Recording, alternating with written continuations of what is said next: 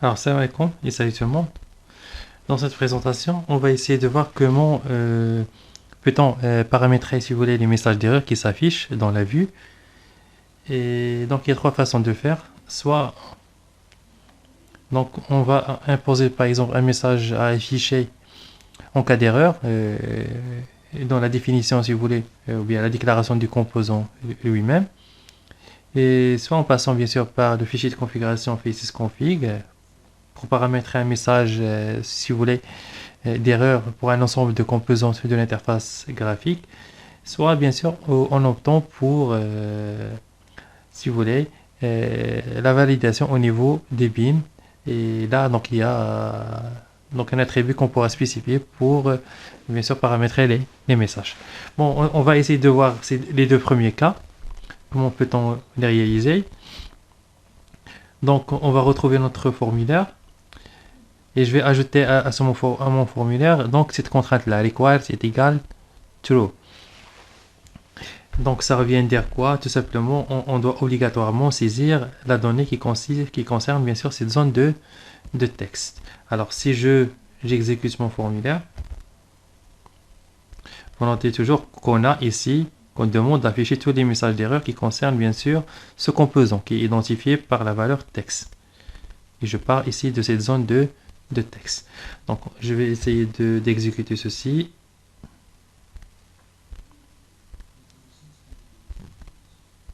D'accord, je vais opter pour Chrome. Ah, voilà, c'est déjà fait. Voilà. Lorsque je vais cliquer sur envoyer, normalement, je vais laisser la zone vide pour, bien sûr, découvrir c'est quoi ce message. Lorsque je clique sur envoyer, il m'affiche cette information-là. Vous devez indiquer une valeur.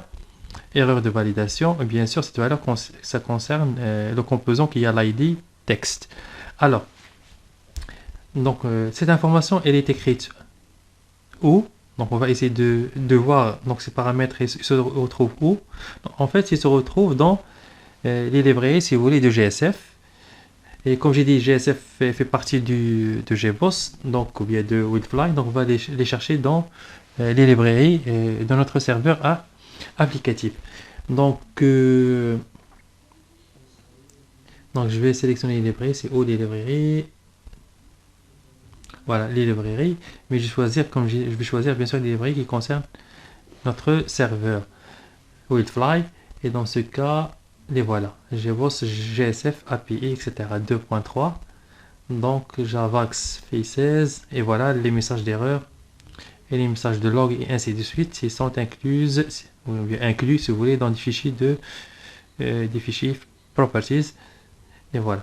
Nous, donc, vu que la locale chez moi c'est en français, donc je vais ouvrir bien sûr les messages qui concernent la langue française. Donc, si j'ouvre ces messages, voilà. Donc, il y a des messages qui apparaissent bien sûr au niveau composant, mais qui concernent les composants. Et voilà, required. Donc, les messages qui nous intéressent, c'est required. Et c'est remarqué là. Donc, c'est le même message qui a été affiché. La valeur de l'ID. D'accord. Et il y a bien sûr les messages erreur de validation. Vous devez indiquer une valeur. Donc, c'est le même message qui est indiqué ici. D'accord. Donc, bien sûr, il y a des messages qui concernent la conversion, des messages qui concernent la validation, et ainsi de suite. Donc, ils sont paramétrés par défaut dans ce fichier de propriété. Alors, pour pouvoir, par exemple, paramétrer ce message, donc la première façon de faire, pour pouvoir plutôt le personnaliser, la première façon de faire, c'est d'opter pour un attribut, donc la valeur d'un attribut qui est dit required message. Et donc là, je peux dire la donnée, on doit saisir une donnée. On doit saisir une donnée. On doit saisir une donnée. Donc si je réexécute, donc ici je dois faire un publish aussi.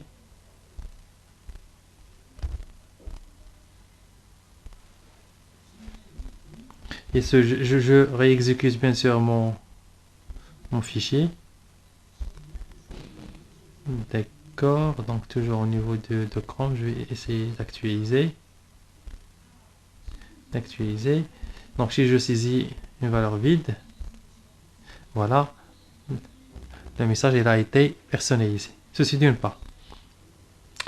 D'une autre part, si je veux par exemple paramétrer ce message d'erreur pour l'ensemble des composantes de l'interface utilisateur qui accepte, si vous voulez, comme contrainte, cette contrainte-là de require.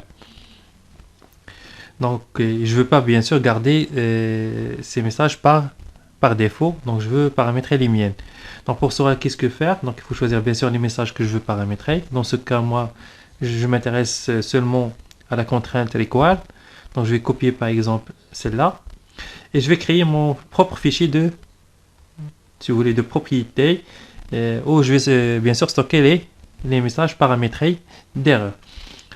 Alors, donc je vais essayer de le créer dans un fichier, bien dans un dossier qui est inclus dans le class path, par exemple les ressources. Donc c'est juste un fichier simple. D'accord, mais qui a l'extension .properties. Donc je vais le nommer my message .properties.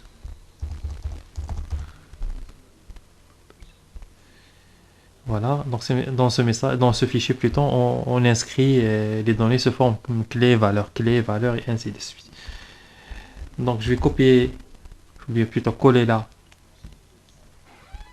bien sûr cette donnée-là, mais cette entrée-là. Par la suite, je vais la modifier tout simplement. Donc pour require, je veux afficher un autre message, par exemple, erreur de validation. Vous devez saisir une donnée, ou plutôt une donnée est requise. Une donnée est requise. Une donnée est requise. Maintenant, on doit déclarer notre fichier de propriété, si vous voulez, au niveau de l'application. Pour cela, nous devons ajouter une déclaration au niveau de facesconfig.xml. Dans cette déclaration, on va, bien sûr, c'est une déclaration qui, d'accord, qui est située au niveau application. On va spécifier quoi? Ici, c'est quoi le fichier de message qu'on va adopter. Donc, bien sûr, il est nommé, bien sûr, my message. Donc, une fois que je réalise ceci, la prochaine étape à faire, c'est de redémarrer bien sûr le serveur et d'exécuter bien sûr notre formulaire.